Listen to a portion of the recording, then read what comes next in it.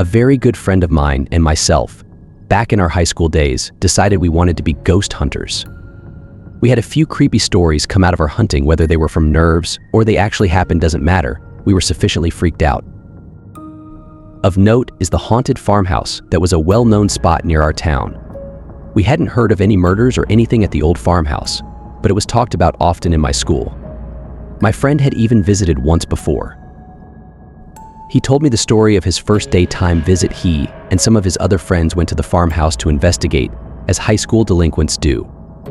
They entered the house and decided that they would take some wallpaper as proof that they were brave enough to do so.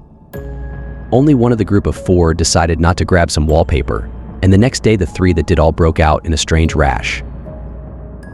Once we decided that this would be the perfect spot to explore, we got our hands on a video camera and went to do our preliminary check during the daytime, so that we could get a good idea of the layout of the old abandoned farm. The entire place was definitely creepy, but only in a rundown sort of way. We walked past the house and out into the field toward a trailer in the middle of the field to start our search at the furthest point. We were going to make our way back through all of the farm buildings and finish our daytime search in the farmhouse itself. We filmed the trailer and then began walking back toward the farmhouse. We were walking far enough away from each other and at an extreme enough angle that we couldn't see or hear what each other was doing unless we made a rather loud noise. It was at this time that we heard a terrified scream from the direction of the trailer, but much further away. We both turned to see what it was, and then looked at each other, realizing that neither of us had imagined it and in fact had both heard it. We decided to continue on, thinking that maybe it was some sort of bird or something. We neared the back of the house and filmed it. We could hear a slight metal on metal scraping noise coming from within the house. It was creepy, to be sure, but this was a very old building. We explored the rest of the dilapidated farm, finding nothing of interest. Then we worked up the courage to explore the house. It was incredibly creepy inside, but we forced ourselves to continue. We found nothing but empty rooms inside and decided we needed to explore the attic. We went up into the attic. He had the camera, so he went first to get a first-hand view. There was nothing up there, but as soon as we settled in looking around in it, we both heard a sound that gave us chills. We heard it at the same instant, but we heard different sounds. I heard a young child softly say, "Help me." He heard the chimes of a clock. He looked at me with the camera and said, "Did you hear that?" I was instructed to ensure that the camera was recording. He affirmed that the record light was on, and the camera was counting the time it was recording. We were freaked out and did not want to stay any longer, so we left. As we were leaving and said into the camera, "Okay, we are leaving the property now." Once we were in his truck and safely away from the farm, I reviewed the tape.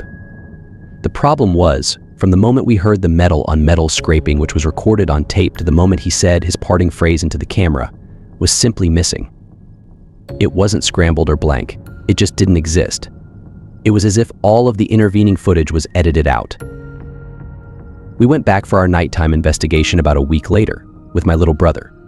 As we approached the property, we could sense something very dark and terrifying on the property. The farm seemed to be darker than the surrounding area, as if it was absorbing light. We could not bring ourselves to enter the property. We all froze and had to just stare for a few minutes. We decided that we shouldn't enter and left. Once we got back toward our town, my little brother spoke.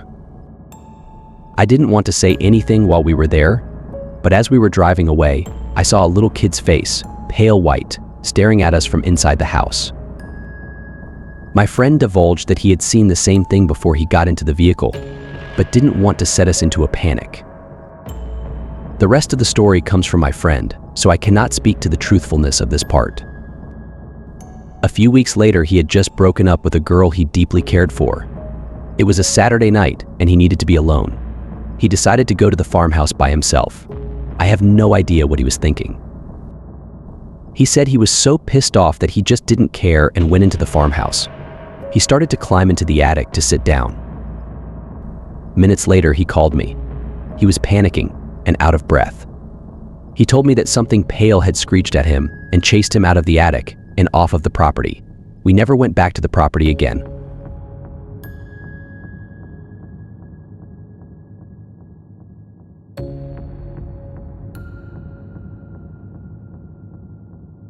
This is my tale. It happened to me 3 or 4 years ago.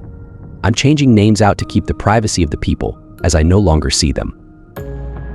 I had a girlfriend named Anna, and she lived in an old farmhouse in northern Ontario. It was a relatively larger house with a flagstone front and a yellow brick back. The interior was completely redone in beautiful dark wood with marble pillars as you walked in. Anna's father was a contractor and owned land in other countries, so they had a little bit of money to work with. I used to spend nights there, as one does having a girlfriend living in a different house. We were able to stay up late with each other, but her parents insisted we slept in separate rooms, which being 16 at the time was reasonable. Her brother would go to bed, we'd have some time to watch a movie, and then she would go up the steps, and I would sleep on their pull-out couch in front of their fireplace, looking into their kitchen. The basement in the house was through the kitchen, and although I had been there many times, their basement was always under construction. I mean, for years, since before Anna and I were together, the basement was always blocked off. Until one time I spent the night there.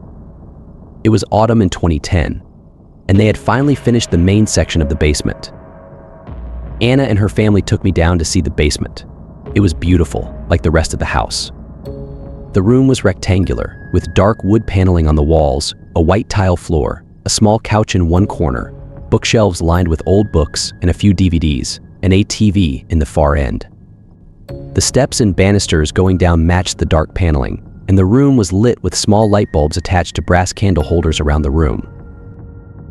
As soon as I went into the basement, I got chills. At the time, I thought it was simply because the fireplace wasn't on, and it was a basement after all.